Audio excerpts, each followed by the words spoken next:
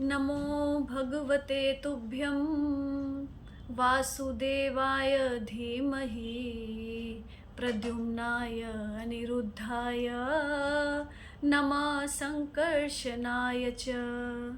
जय श्री राधे, जय श्री कृष्णा। आप सभी को जन्माष्टमी के पावन पर्व की बहुत बहुत बधाई और बहुत बहुत शुभकामनाएं। हम सनातनी अतिशय सौभाग्यशाली हैं कि हम उनका अवतरण दिवस मना रहे हैं, जो कि समस्त संसार के त्रिलोकी के पिता हैं, अकारण ही करुणा करने वाले हैं, जिनके विषय में महापुरुषों ने वर्णन किया है कि एतन नानावताराणाम निधानम बीजम व्ययम यस्यांश्रेण सिज्यन्ते देव तिर्यंग नरादया। कि जो समस्त संसार के नियामक हैं, समस्त अवतारों के भी पिता हैं, जो परम बीज हैं, जिस बीज में से सभी देवता हों, तिर्यंग योनियों में पड़े हुए चाहे जीव हों, नर हों, किन्नर हों, यक्ष हों, गंधर्व हों, आदि आदि जितनी भी योनियां हैं, उन सबके जो पिता हैं परमात्मा हैं, जो एक रस है, जो कभी परिवर्तित नहीं होते, जो सदैव एक समान बने रहते हैं, जिन्हें हम सदा शिव भी कहते हैं, जो सबके साक्षी हैं, इस सृष्टि की रचना से पहले भी जो थे, जो आज भी हैं, जो सदैव रहेंगे, आज हम उनका अवतरण दिवस मना रहे हैं। ऐसे योगेश्वर कृष्ण के चरणों में अनंत अनंत कोटि कोटि वंदन प्रणाम। ये वही परमात्मा है जो कहते हैं कि सर्व योनिषु कौन्तेय मूर्तये संभवन्ति यः, कि समस्त योनियों का पिता मैं हूँ, इनको चलाता भी मैं हूँ, इनकी श्वास भी मैं हूँ, इनके भीतर जो प्राण शक्ति है वह भी मैं हूँ, इनकी जो गति है, इनकी जो मति है वह भी मैं ही हूँ। मेरी इच्छा पर ये श्वास लेते हैं, और जब मेरी इच्छा नहीं रहती तब इनके श्वास भी बंद हो जाते हैं। वही परमात्मा दिन है, रात्रि है, सूर्य है, चंद्र है, पृथ्वी है, जल है, नभ है, सब कुछ वही तो है। और जब वो आए, देखो आते ही धर्म की स्थापना के लिए जब उन्होंने अवतार लिया, कारावास में उनका अवतरण हुआ, और अवतार होते ही माँ का आंचल ना मिला, माँ छूट गई। थोड़े बड़े हुए, बाल सखा, गोप गोपांगनाएं छूट गई, राधा छूट गई, घर छूट गया, नगर छूट गया, सब छूट गए। परंतु धर्म की स्थापना के लिए सब दुखों को भी स्वीकार किया। यद्यपि परमात्मा सुख दुख से परे हैं, परंतु जब मनुष्य रूप में भगवान अवतार लेते हैं तब वही संवेदनाएं, वही मन की जो स्थिति है उनकी भी होती है, और एक वेदना उनको जो नित्य निरंतर पीड़ित करती है, अपनी माँ से वो दूर हो गए। और इसी के बारे में महापुरुषों ने वर्णन किया है कि धर्म की कितनी महत्व है, इसके विषय में बताया कि चला लक्ष्मी चरा प्राणा चले जीवित मंदिरहा चला चले तू संसारे धर्म एको ही निश्चला। कि इस संसार में ना तो किसी की लक्ष्मी सदैव रही है, स्थिर रही है, ना किसी के प्राण सदैव बने रहते हैं। जो आया है कुछ समय के लिए निर्धारित करके उसको श्वास दे दिए और कहा कि हरि का भजन कर, और पुनः अपने धाम को लौटने के लिए ही ये जीवन मिला है, अपने घर को ही हमने जाना है। और ना घर बार परिवार संसार नगर कुछ भी स्थिर नहीं रहता। इस चला चली रूपी संसार में एक ही चीज है जो सदैव बनी रहती है, धर्म एको ही निश्चला, वो है केवल धर्म। और उसी धर्म की स्थापना करने के लिए प्रभु ने अवतार ग्रहण किया, और आगे भी करते रहेंगे, और अनेकों बार अवतार ग्रहण किए। आज के समय में एक थोड़ी सी विडंबना है और बहुत कष्टदायी भी है। हो सकता है मेरी बात कुछ लोगों को अच्छी ना लगे, परंतु ये सच्चाई है, और सच कई बार कड़वा होता है कि हमारी जो सनातनी जो दिव्य संस्कृति है, जो संस्कार हैं, आज हम उनसे दूर होते जा रहे हैं। क्यों? क्योंकि हम भगवान का पर्व हो, अवतरण दिवस हो, उसको हमने केवल नाचने गाने तक का साधन, एंटरटेनमेंट तक का साधन समझ करके केवल सोच लिया है। लोग जाते हैं, बहुत लाउड म्यूजिक होता है, नाचते हैं और भोजन प्रसाद लेते हैं और अपने घर को लौट आते हैं। परंतु भगवान कहते हैं कि मैं ऐसे कभी किसी को प्राप्त नहीं हुआ। नमो अकिंचन वित्ताय, वो अकिंचनों के परम धन है। निर्गुण गुण वृतय, वो तीनों गुणों के स्वामी होते हुए भी निर्लेप रहते हैं। आत्मा रामाय शांताय कैवल्य पते नमः, जिनके बारे में कह दिया कि वो आत्मा राम है, वो कैवल्य के पिता हैं। कैवल्य क्या है? भगवान से एक हो जाना। ये 4 प्रकार की मुक्ति है, जो है सारूप्य, सालोक्य, सायुज्य और कैवल्य। तो जो कैवल्य के दाता हैं, जो अकारण ही करुणा करने वाले हैं, आज उनकी शिक्षाओं को हमारे समाज ने पीछे छोड़ दिया। उनके द्वारा दिए गए दिशा निर्देश, कैसे जीवन जिया जाए, पुत्र कैसा हो, पिता कैसा हो, राजा कैसा हो और गुरु कैसा हो, शिष्य कैसा हो, जो जो उन्होंने धर्म की स्थापना की, जो जो उन्होंने एक एथिक्स हमारे लिए स्थापित किए, हमें शिक्षाएं दी, उसको समाज छोड़ करके और उनके गुणों को ग्रहण नहीं करता। आज केवल जाता है, नाचता है, गाता है, खाता पीता और लौट आता है। तो इससे कभी भी मानव जीवन का कल्याण नहीं होगा, क्योंकि भगवान वासुदेव कौन है? वासुदेव परा वेदा, वासुदेव परा मखा, वासुदेव परा योगा और वासुदेव परा क्रिया। वे परम योग हैं, परम तप भी वही हैं और परम जो साधन है और साध्य हैं वह परमात्मा ही है। और जब जीव उस परमात्मा की प्राप्ति कर लेता है तो सभी कार्य जो है फिर समाप्त हो जाते हैं, फिर कुछ भी पाना बाकी नहीं रहता। परंतु ये सब कैसे होगा? ये तब होगा जब हम उनकी कथाओं को सुनेंगे। हमारे जो तीर्थ हैं, हरिद्वार है, काशी है, ब्रज भूमि है, वहाँ बहुत दिव्य महापुरुष हैं।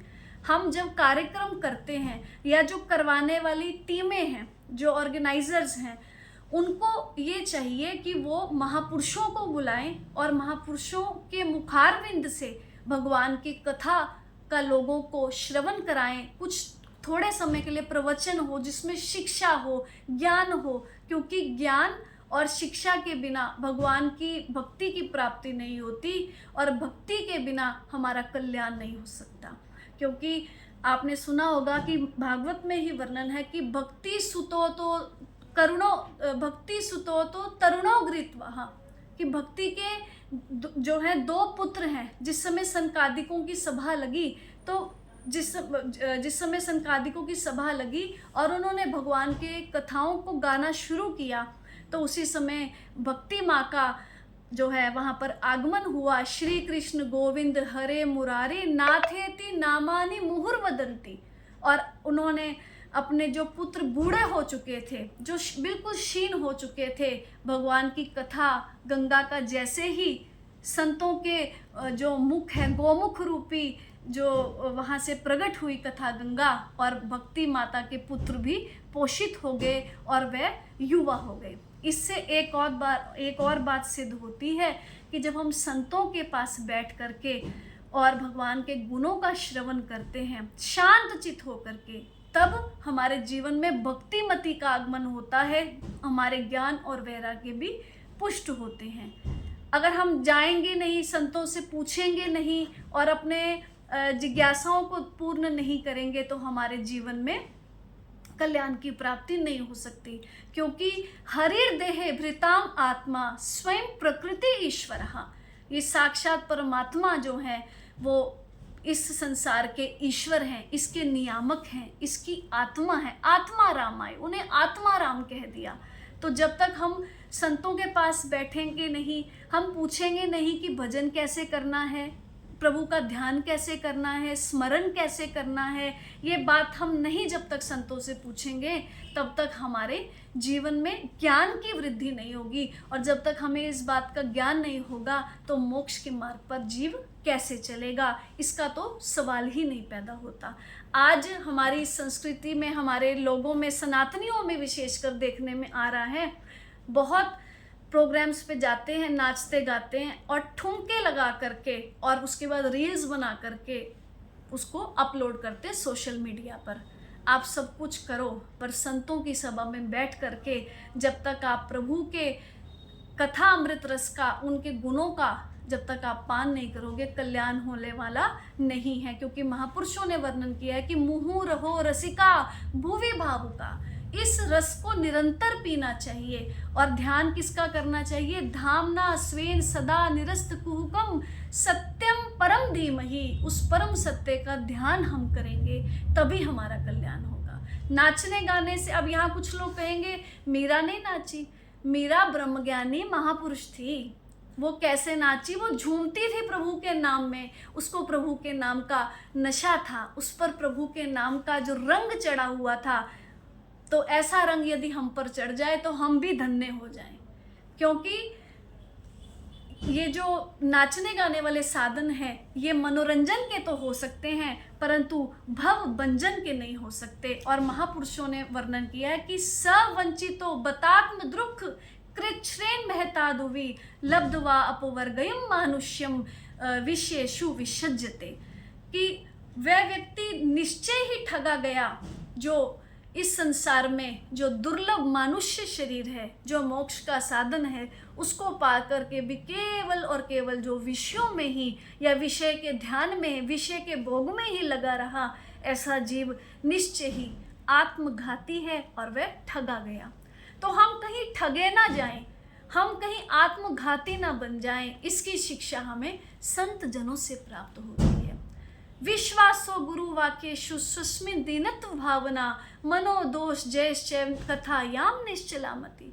महापुरुषों ने वर्णन किया कि जब आप बैठो, सभा में बैठो, संतों की सभा जब लगी हो, तो पूर्ण विश्वास आपके सद्गुरु पर आपका हो, आपका मन कभी भी संसार में उस समय के लिए ना भटके।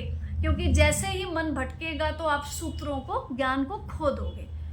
और आप सोचो कि हम धार्मिक कार्यक्रम में जाएं और वहाँ केवल नाच के आ जाएं तो हमारा कल्याण हो, तो ऐसा होने वाला नहीं है। कथायाम निश्चलामति, निश्चल मन से, दैन्य भाव से, कंसंट्रेशन से, शांत भाव से और अपने भगवान के गुणों को जब हम श्रवण करते हैं तभी हमारे भीतर भक्ति का प्रादुर्भाव होता है। और जब भक्ति का प्रादुर्भाव होता है तभी हम जीवन में कल्याण को प्राप्त कर सकते हैं। इसीलिए मैं, जो निवेदक हैं, जो ऑर्गेनाइजर्स होते हैं, अथवा जो भी लोग इसके लिए उत्तरदायी हैं, जो हम समाज को परोस रहे हैं, उस पर हम अवश्य ही ध्यान दें कि हमने बच्चों को, जो कि युवा पीढ़ी है या भारत का भविष्य है, उनको हम क्या प्रदान करें कि उनके संस्कार, उनके इतने सशक्त हो जाएं, अपनी संस्कृति में ऐसी दृढ़ निष्ठा उनकी हो जाए कि कोई भी अक्रांता या अन्य कोई भी उनके धर्म का हरण ना कर सके, कोई भी उनकी निष्ठा का हरण ना कर सके। क्योंकि जिस व्यक्ति की निष्ठा, जिसका धर्म चला जाता है, कल्याण के सारे मार्ग उसके लिए बंद हो जाते हैं।